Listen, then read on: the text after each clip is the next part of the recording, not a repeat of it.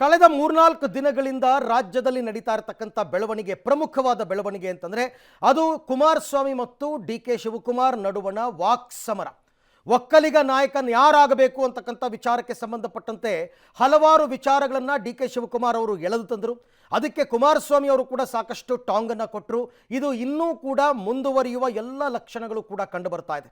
ಡಿ.ಕೆ. ಶಿವಕುಮಾರ್ ಅವರ ಕೆಲವೊಂದು ಪ್ರಶ್ನೆಗಳಿಗೆ ಕುಮಾರಸ್ವಾಮಿ ಅವರ ಉತ್ತರ, ಕುಮಾರಸ್ವಾಮಿ ಅವರ ಪ್ರಶ್ನೆಗಳಿಗೆ ಡಿ.ಕೆ. ಶಿವಕುಮಾರ್ ಅವರ ಉತ್ತರ. ಒಟ್ಟಿನಲ್ಲಿ ರಾಜ್ಯದ ಜನ ಇವ್ರನ್ನ ಬಹಳ ಸೂಕ್ಷ್ಮವಾಗಿ ಗಮನಿಸ್ತಾ ಇದ್ದಾರೆ.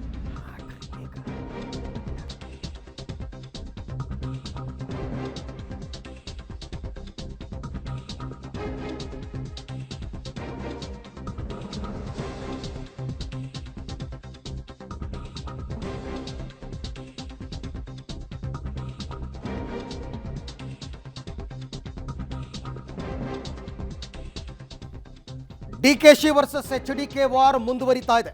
ನೇರ ಎಚ್.ಡಿ.ಕೆ ಅಖಾಡಕ್ಕೆ ಡಿ.ಕೆ ಎಂಟ್ರಿ ಕೊಡ್ತಾ ಇದ್ದಾರೆ.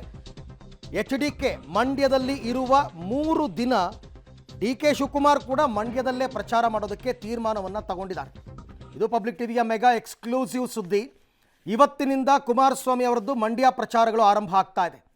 ಆ ಮಂಡ್ಯ ಪ್ರಚಾರದಲ್ಲಿ ಅವರು ಇರಬೇಕಾದ್ರೇ ಈವನ್ ಡಿ.ಕೆ. ಶಿವಕುಮಾರ್ ಕೂಡ ಮಂಡ್ಯಕ್ಕೆ ಬಂದು 3 ದಿನಗಳ ಪ್ರಚಾರ ಮಾಡೋದು. ಬರೀ ಪ್ರಚಾರ ಮಾಡೋದು ಅಷ್ಟೇ ಅಲ್ಲ, ಈ ವಿಚಾರವನ್ನು ಯಾವತ್ತೂ ಕೂಡ ಅವರು ಮರೆಯೋದಿಲ್ಲ. ಏನೆಲ್ಲ ಆರೋಪಗಳನ್ನು ಕುಮಾರಸ್ವಾಮಿ ಅವರ ಮೇಲೆ ಡಿ.ಕೆ. ಶಿವಕುಮಾರ್ ಮಾಡಿದ್ದಾರೆ, ಮಂಡ್ಯದ ನೆಲದಲ್ಲೇ ನಿಂತು ಆ ಎಲ್ಲ ಪ್ರಶ್ನೆಗಳಿಗೆ ಉತ್ತರವನ್ನು ಕೊಡ್ತಕ್ಕಂಥದ್ದು ಅಥವಾ ತಾವು ಮಾಡಿರ್ತಕ್ಕಂಥ ಆರೋಪಗಳಿಗೆ ಸಮರ್ಥನೆಯನ್ನು ಕೊಡ್ತಕ್ಕಂಥ ಕೆಲಸವನ್ನು ಡಿ.ಕೆ. ಶಿವಕುಮಾರ್ ಅವರು ಈಗ ಮಾಡಬೇಕು. ಇದು ಒಂಥರ ಕೌಂಟರ್ ಪ್ಲ್ಯಾನ್ ಅಂತ ಹೇಳ್ತಾರಲ್ಲ, ಆ ರೀತಿ ಡಿ.ಕೆ. ಶಿವಕುಮಾರ್ ಮತ್ತು ಕುಮಾರಸ್ವಾಮಿ ಒಂದೇ ಅಖಾಡದಲ್ಲಿ, ಕುಮಾರಸ್ವಾಮಿ ಕ್ಷೇತ್ರ ಮಂಡ್ಯದಲ್ಲಿ ಡಿ.ಕೆ. ಶಿವಕುಮಾರ್ ಪ್ರಚಾರ ಕೈಗೊಂಡಿದ್ದಾರೆ. ಏಪ್ರಿಲ್ 22, 23, 24ರವರೆಗೆ 3 ದಿನ ಮಂಡ್ಯದಲ್ಲಿ ನಿರಂತರ ಪ್ರಚಾರವನ್ನು ಮಾಡ್ತಾರೆ.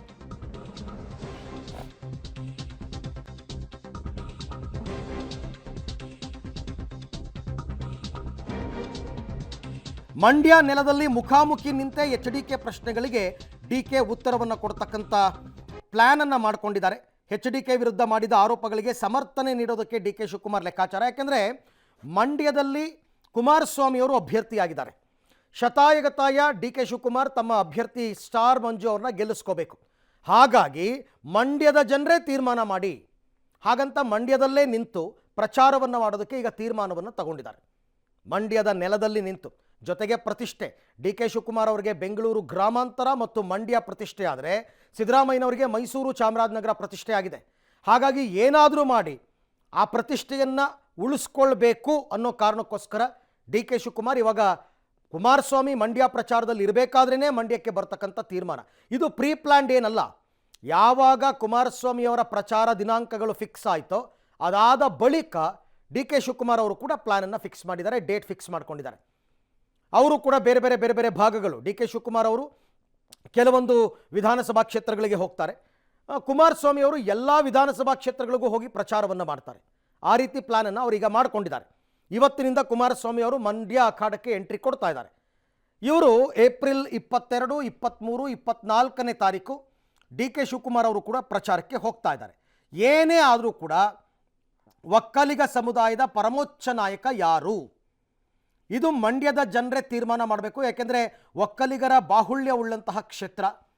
ಹಾಗಾಗಿ ಅಲ್ಲೇ ನಿಂತು ತೀರ್ಮಾನ ಮಾಡೋಣ, ಜನ ತೀರ್ಮಾನ ತಗೊಳ್ಳಿ, ನಾವು ಏನೇನು ಸಮರ್ಥನೆ ಕೊಟ್ಕೋಬೇಕು ಕೊಡೋಣ ಅಂತಕ್ಕಂಥ ತೀರ್ಮಾನಕ್ಕೆ ಇಬ್ಬರೂ ನಾಯಕರು ಬಂದಿದ್ದಾರೆ ಅಂತ ಎಷ್ಟೆಲ್ಲ ವಿಚಾರಗಳು ಕೆದಕಿದ್ರು. ಒಂದು ಕಡೆ ಒಕ್ಕಲಿಗರ ಮಠವನ್ನು ಒಡೆದಂತಹ ಆರೋಪ ಮಾಡಿದ್ರು, ಮತ್ತೊಂದು ಕಡೆ ಎಸ್.ಎಂ. ಕೃಷ್ಣ ಅವರಿಗೆ 2ನೇ ಬಾರಿಗೆ ಯಾರು ಅಧಿಕಾರವನ್ನು ತಪ್ಪಿಸಿದ್ದು ಅಂತಕ್ಕಂಥ ಆರೋಪವನ್ನು ಮಾಡಿದ್ರು. 3ನೇದು ಮಠಕ್ಕೆ ಪರ್ಯಾಯವಾಗಿ ಇನ್ನೊಂದು ಮಠ ಸ್ಥಾಪನೆ ಮಾಡಿದ ವಿಚಾರ ಆರೋಪ ಮಾಡಿದ್ರು. ಆಸ್ತಿ ವಿಚಾರ ಕೆದಕಿದ್ರು. ಇದೆಲ್ಲದಕ್ಕೂ ಕೂಡ ಮಂಡ್ಯ ನೆಲದಲ್ಲೇ ನಿಂತು ಉತ್ತರವನ್ನು ಕೊಡ್ತಕ್ಕಂಥ ಪ್ರಯತ್ನ. ಮಿಸ್ಟರ್ ಕುಮಾರಸ್ವಾಮಿ ಹೇಳ್ತಾ ಇದ್ದೀನಿ, you will not win the parliament election. ಎದುರುಕೊಂಡು ನಿನ್ನ ಕ್ಷೇತ್ರ ಬಿಟ್ಬಿಟ್ಟು ಪಕ್ಕದ ತಾಲೂಕು, ಪಕ್ಕದ ಜಿಲ್ಲೆಗೆ ಹೋಗಿದ್ಯಾ, ಹೋಗಿ, you have right to go. Let us debate in the assembly. ಆಯ್ತು, ಅವ್ರ ಸರ್ಟಿಫಿಕೇಟ್ ಬೇಕಾದ್ರೆ ನನಗೆ ಜನ ಕೊಡ್ತಾರೆ ಸರ್ಟಿಫಿಕೇಟ್. ಮಂಡ್ಯದಲ್ಲಿ ನಾನು ಗೆಲ್ಲಬೇಕು ಸೋಲ್ಬೇಕು ಅನ್ನೋ ಸರ್ಟಿಫಿಕೇಟ್ ಕೊಡೋರು ಜನ. ಶಿವಕುಮಾರ್ ಕೊಡೋಕ್ಕಾಯ್ತದ? ಮಿಸ್ಟರ್ ಕುಮಾರಸ್ವಾಮಿ ಹೇಳ್ತಾ ಇದ್ದೀನಿ, you will not win the parliament election. ಎದುರುಕೊಂಡು ನಿನ್ನ ಕ್ಷೇತ್ರ ಬಿಟ್ಬಿಟ್ಟು ಪಕ್ಕದ ತಾಲೂಕು ಪಕ್ಕದ ಜಿಲ್ಲೆಗೆ ಹೋಗಿದ್ಯಾ, ಹೋಗಿ you have right to go. Let us debate in the assembly. ಆಯ್ತು, ಅವ್ರ ಸರ್ಟಿಫಿಕೇಟ್ ಬೇಕಾದ್ರೆ ನನಗೆ ಜನ ಕೊಡ್ತಾರೆ ಸರ್ಟಿಫಿಕೇಟ್. ಮಂಡ್ಯದಲ್ಲಿ ನಾನು ಗೆಲ್ಲಬೇಕು ಸೋಲ್ಬೇಕು ಅನ್ನೋ ಸರ್ಟಿಫಿಕೇಟ್ ಕೊಡೋರು ಜನ. ಶಿವಕುಮಾರ್ ಕೊಡೋಕ್ಕಾಯ್ತದ? ಮಿಸ್ಟರ್ ಕುಮಾರಸ್ವಾಮಿ, ಮಾಹಿತಿ ನಮ್ಮ ಮಂಡ್ಯ ಪ್ರತಿನಿಧಿ ರೋಹಿತ್ ಅವರಿಂದ ಪಡ್ಕೊಳ್ಳೋಣ. ರೋಹಿತ್, ಡಿ ಕೆ ಶಿವಕುಮಾರ್ಗೆ ಏನು ಅಷ್ಟು ಹಠ? ಕೆದಕಿ ಹಳೆ ವಿಚಾರಗಳನ್ನೆಲ್ಲ ತೆಗೆದು ಕುಮಾರಸ್ವಾಮಿಯನ್ನು ಕೆಡ್ಡಾಗಿ ತೋಡಬೇಕು ಅಂತ ಪ್ರಯತ್ನ ಪಡ್ತಾ ಇದ್ದಾರೆ. ಈ ನಡುವೆ ಡಿ ಕೆ ಶಿವಕುಮಾರ್ ಮತ್ತು ಕುಮಾರಸ್ವಾಮಿ ಏಕಕಾಲಕ್ಕೆ ಮಂಡ್ಯದಲ್ಲಿ ಪ್ರಚಾರವನ್ನು ಮಾಡ್ತಾರೆ. ಇದರ ಪರಿಣಾಮ ಏನಾಗ್ಬೋದು? ಯಾಕಿಷ್ಟು ಹಠ ಅಂತ? ಅರವಿಂದ್, ಒಕ್ಕಲಿಗ ನಾಯಕರು ಯಾರು ಅನ್ನೋ ನಿಟ್ಟಿನಲ್ಲಿ ಸಾಕಷ್ಟು ಪ್ರಶ್ನೆಗಳು ಕೂಡ ಕೇಳಿ ಬರ್ತಾ ಇದೆ. ಅಂದರೆ ಒಕ್ಕಲಿಗರು ಅತಿ ಹೆಚ್ಚು ಇರುವಂಥದ್ದು ಮಂಡ್ಯ ಜಿಲ್ಲೆಯಲ್ಲಿ. ಮಂಡ್ಯ ಜಿಲ್ಲೆಯಿಂದಲೇ ಕೂಡ ಪ್ರತಿ ಬಾರಿಯೂ ಕೂಡ ಒಕ್ಕಲಿಗರ ನಾಯಕನ ನಿರ್ಧಾರವಾಗುವಂಥದ್ದು. ಅದೇ ರೀತಿಯಾಗಿ ಈ ಬಾರಿಯೂ ಅದೇ ರೀತಿಯಾದಂಥ ವಾತಾವರಣ ಕಂಡು ಬರ್ತಾ ಇದೆ. ಕಳೆದ ವಿಧಾನಸಭಾ ಚುನಾವಣೆಯಲ್ಲೂ ಸಹ ಡಿ ಕೆ ಶಿವಕುಮಾರ್ ಅವರು ಈ ಭಾಗದ ಒಕ್ಕಲಿಗರ ನಾಯಕನಾಗುವ ನಿಟ್ಟಿನಲ್ಲಿ ಸಾಕಷ್ಟು ಪ್ರಯತ್ನ ಮಾಡಿದ್ರು. ಮತ್ತೆ ನನಗೊಂದು ಅವಕಾಶ ಕೊಡಿ ಅಂತೇಳಿ ಕೂಡ ಸಾಕಷ್ಟು ಬಾರಿ ಕೇಳ್ಕೊಂಡಿದ್ರು. ಅದೇ ರೀತಿಯಾಗಿ ಮಂಡ್ಯದ ಜನ 6 ಕ್ಷೇತ್ರಗಳಲ್ಲಿ ಕಾಂಗ್ರೆಸ್ ಅನ್ನ ಗೆಲ್ಲಿಸ್ತಾರೆ.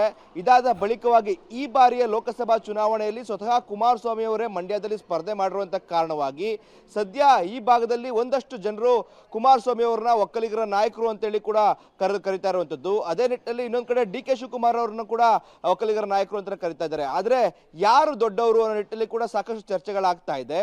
ಆ ನಿಟ್ಟಿನಲ್ಲಿ ಒಂದು ವೇಳೆ ಕುಮಾರಸ್ವಾಮಿ ಅವರನ್ನ ಸೋಲ್ಸಂತ ಸಂದರ್ಭದಲ್ಲಿ ಕಾಂಗ್ರೆಸ್ ಅಧಿಕೃತವಾಗಿ ಡಿ ಕೆ ಶಿವಕುಮಾರ್ ಅವರು ಈ ಭಾಗದಲ್ಲಿ ದೊಡ್ಡ ಒಕ್ಕಲಿಗರ ನಾಯಕರಾಗಿ ಬೆಳೀಬಹುದು ಅನ್ನೋ ನಿಟ್ಟಿನ ನಿರ್ಧಾರವೋ ಅಥವಾ ಕುಮಾರಸ್ವಾಮಿ ಅವ್ರನ್ನ ಸೋಲ್ಸಿದ್ರೆ ಈ ಭಾಗದಲ್ಲಿ JDS ನ ಮಟ್ಟ ಹಾಕ್ಬೋದು ಅನ್ನೋ ನಿರ್ಧಾರವೋ ಕಾಣೆ ಈ ರೀತಿಯಾದಂಥ ಚರ್ಚೆಗಳು ಕೂಡ ಬರ್ತಾ ಇದೆ.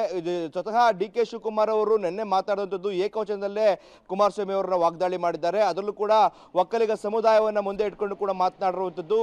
ಚುಂಚನಗಿರಿ ಮಠವನ್ನು ಕೂಡ ಇಟ್ಕೊಂಡು ವಾಗ್ದಾಳಿಯನ್ನ ಮಾಡಿದ್ದಾರೆ. ಇದಕ್ಕೆ ಇವತ್ತಿನಿಂದ ಕುಮಾರಸ್ವಾಮಿ ಅವರು ಮಂಡ್ಯ ಲೋಕಸಭಾ ಕ್ಷೇತ್ರ ವ್ಯಾಪ್ತಿಯಲ್ಲಿ ಕಂಟಿನ್ಯೂಟಿಯಾಗಿ ಪ್ರಚಾರವನ್ನು ಮಾಡ್ತಾರೆ. ಈ ವೇಳೆ ಡಿ ಕೆ ಶಿವಕುಮಾರ್ ವಿರುದ್ಧವಾಗಿ ಕೂಡ ಹರಿಹಾಯುವಂತಹ ಸಾಧ್ಯತೆ ಕೂಡ ದಟ್ಟವಾಗಿ ಕಾಣ್ತಾ ಇದೆ.